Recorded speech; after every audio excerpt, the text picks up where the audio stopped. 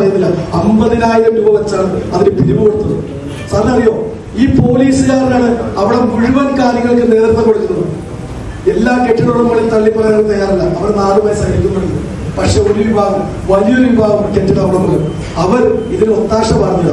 സാറിനറിയോ, ഞാൻ സാറിന് തന്ന പരാതിയിൽ കുറച്ച് ഫോട്ടോസ് സാറിന് ശ്രദ്ധിച്ചു നോക്കിയ സാറ്, ഒരു വീട്ടിൽ നമ്മൾ ചെല്ലുമ്പോൾ 500 രൂപയുമായി ഭായിമാർ ക്യൂ നിൽക്കണം. എന്തിനാണെന്നറിയോ? ലൈംഗിക ബന്ധത്തിൽ ഏർപ്പെടാൻ. തുറന്ന് പറയുന്നത് നാണവും ലജ്ജമുണ്ട്. 500 രൂപയാണ് ഒരാൾക്ക് ചാർജ്. ആ റൂമിൽ ആകെ ഉള്ളത് എന്താണെന്നറിയോ? ഒരു ബെഡ്, പിന്നെ 100 കണക്കിന് കോണ്ടം, 100 കണക്കിന് കോണ്ടം, പിന്നെ വെളിച്ചെണ്ണ കുപ്പിയാണ് അവിടെ ഉള്ളത്. എന്തിനാ സാറേ? ഇത് പോലീസിന്റെ കീഴിൽ ഇത്രയും നാളവിടെ നടന്നതാണ്. ക്യാമറ, ഒരു കെട്ടിടത്തിന് ചുറ്റും 7, 8 ക്യാമറയാണ്. 200 മീറ്റർ അകലിൽ നിന്ന് ഒരാൾ സംസാരിച്ച് അത് ക്യാച്ച് ചെയ്യും. പോലീസ് സ്റ്റേഷനിൽ പോലും അത്ര ക്യാമറ ഇല്ല അവിടെ. ഇത്രയും നാൾ അമർച്ച ചെയ്യാൻ പോലീസിന് സാധിച്ചില്ല. നാട്ടുകാരിറങ്ങിയപ്പോ, ഈ ഷെരീഫിന്റെ നേതൃത്വത്തിൽ ഈ പ്രിയപ്പെട്ട ആളുകളുടെ നേതൃത്വത്തിൽ ഇറങ്ങിയപ്പോ അതിന് സാധിച്ചത് കൂട്ടിപ്പോയി. അവിടുന്ന് എല്ലാവരും രക്ഷപ്പെട്ടു.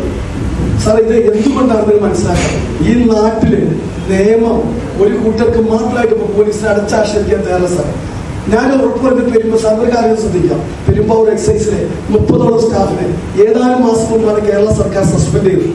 ഇവിടുത്തെ ബാർ ഉടമകളിൽ നിന്ന് ലക്ഷക്കണക്കിന് രൂപ കൈക്കൂലി വാങ്ങിയതില്ല.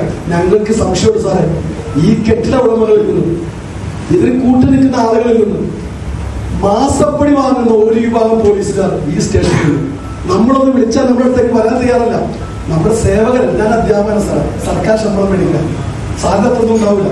പക്ഷെ എന്നെ ഒരു പൊതു രക്ഷകർത്താവ് വിളിച്ച് ഞാൻ അടുത്തേക്ക് ചെല്ലണം, അതെന്റെ ബാധ്യതയാണ്. ഒരു പോലീസുകാരനെ വിളിച്ചപ്പോൾ അടുത്തേക്ക് വരലാണ്.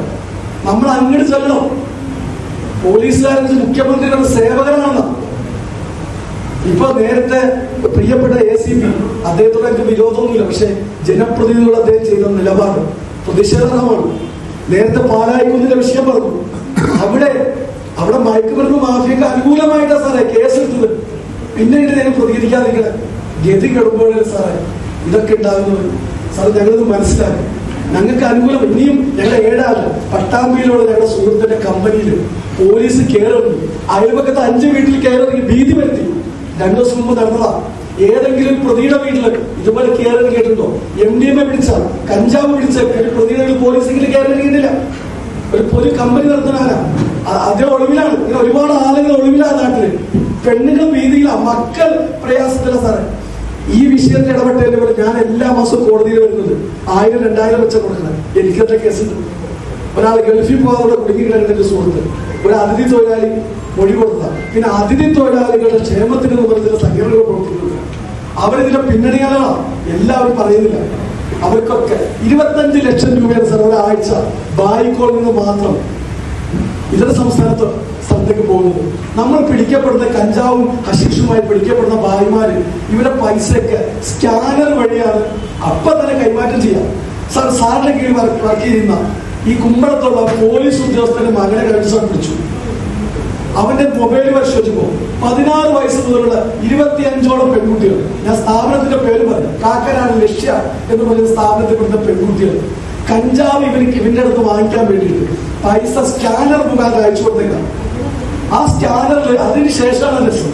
ആ വോയിസ് ഒക്കെ ഒന്ന് കേട്ട സാറിന് മോനെ, എനിക്ക് 3 മക്കളാ, എന്റെ മോള് കോളേജിലാണ് പഠിക്കണം, 2 മക്കൾ സ്കൂളിലാണ് പഠിക്കണം. ആ ലൈംഗികമായിട്ട് എങ്ങനെ ബന്ധപ്പെടാമെന്നാണ് ഇത് ഉപയോഗിച്ചതിന് ശേഷം വോയിസുകളും. ഇത് കേട്ട ഈ പൊതുജനം എന്ത് ചെയ്യണം സാറേ? കേട്ട് നിൽക്കണോ? എന്റെ മോള് നാളെ അങ്ങനെ ആവുന്ന സാറിനെ കണ്ടടിച്ച ആ പ്രതികരണ സാറോട് ഉണ്ടായിട്ടുള്ളൂ. അല്ലാണ്ട് ഒരു ആൾക്കൂട്ട കൊലപാതകമോ ഒന്നും ഉണ്ടായിട്ടില്ല. രാത്രി 2 മണിക്ക് പ്രിയപ്പെട്ട ഷെരീഫിനെതിരെ FIR എന്ത് ഉത്സാഹമാണ് സാർ നമ്മുടെ പോലീസ്? ആ ഒരു ഉത്സാഹം എന്തെങ്കിലും ബായിക്കോളയിൽ ഒരു പരിശോധന നടത്തുന്നുണ്ടായിട്ടുണ്ടോ? സാർ, വികാരം കൊണ്ട് ക്ഷമിക്കാം. വികാരം കൂടാൻ പറ്റിയ അധ്യാപനം ഒരുപാടുകളില്ലേ. കഴിഞ്ഞ കുറെ നാളുകളായി നമ്മുടെ മുന്നിലുള്ള കുട്ടികൾ കഞ്ചാവിന്, ഹശീഷിന്, മയക്കുമരുന്നിന്റെ അടിമകളാണ്. +2 ലെവലില് കഴിഞ്ഞ ഈ അടുത്ത സമയത്ത് എറണാകുളം ലോഡ്ജിൽ നിന്ന് പെരുമ്പാവൂർ 4 പെൺകുട്ടികളാണ് MDMA ഉപയോഗിച്ച്. നല്ല കുടുംബത്തിലെ കുട്ടികളാണ്, കുട്ടികളെ ഹോസ്റ്റലിൽ പഠിക്കാൻ പറ്റതാണ്. എത്രയോ കേസുകൾ സാർ. പക്ഷെ വേറെ കേസുണ്ട്. ഞാൻ ഇപ്പോൾ സാക്ഷികളാട്ടോ. നമ്മൾ എത്ര കേസ് പിടിച്ചു വെച്ചാൽ